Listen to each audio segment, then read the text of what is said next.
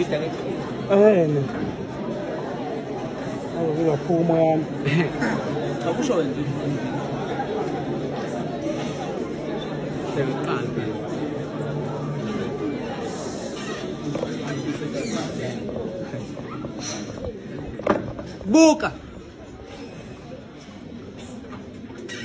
buka inyanga ke isiyasitshela isiphuma kanye ngenyanga. Buka ulwandle seninomkhuba omusha wokujabula uma lizokhupha amagagasi ebusweni benyanga. Buka ilanga senilokucasuka kakhulu uma lizophuma kusakhona inyanga. Buka ilanga ngobubi benu senokufihla imisebe yalo. Buka isihlahla sizophuza ukukhula uma sizobalekelana nelanga. Buka isibhakabhaka kunamathonsi aqukethe izinyembezi zabafolokazi.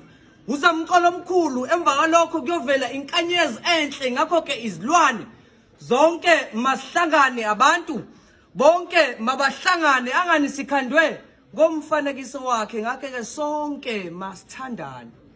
Usithande kakhulu waze wanikela ngendodana yakhe. Wasithumela ensimini waqeda wasitshela wathi asingahle. Ngobula bethu thina sadla, wasimemeza thina saqasha. Waqade wathi asolima thina salahla amageja phansi.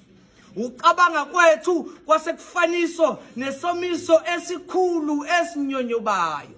Ingqondo yethu yasuswa yafaniswa nendlovu eyabulawa intuthwane. Ehena ke uthando likababa laselufaniswa nolwandle olubomvu. Inkinga ulwandle lunamagagasi amabi asabisayo. Kwasuka lapho kwathiwa ehena uyabona ke lamaphupho enwaphuphayo usathane ke lona onifunayo. Uyabona ke amanzi ngisho kuthiwa aphilisa kangakanani kodwa nawo ayabulala. Uyabona ke amanzi ngisho kuthiwa asiphilisa kangakanani kodwa thina siyabulala. Ngoba ngamanzi siyakwazi ukusikhipha ezintweni njengoPilato.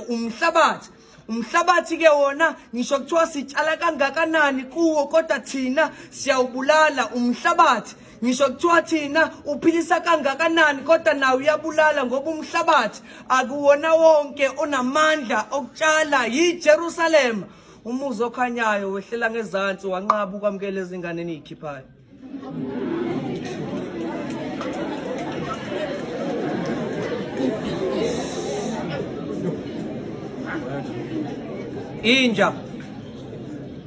Inja yashintsha ukucabanga, nayo yaqala yasikhotha amanxeba ayo.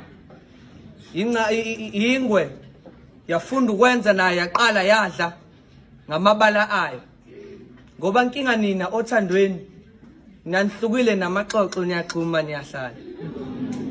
Niyafana, isenzo senu siyafana negundwane, niyadla niyaphephetha ukuze singanaki. Neqhude ekhaya lakhala kakhulu kanti namhlanje lona edliwayo.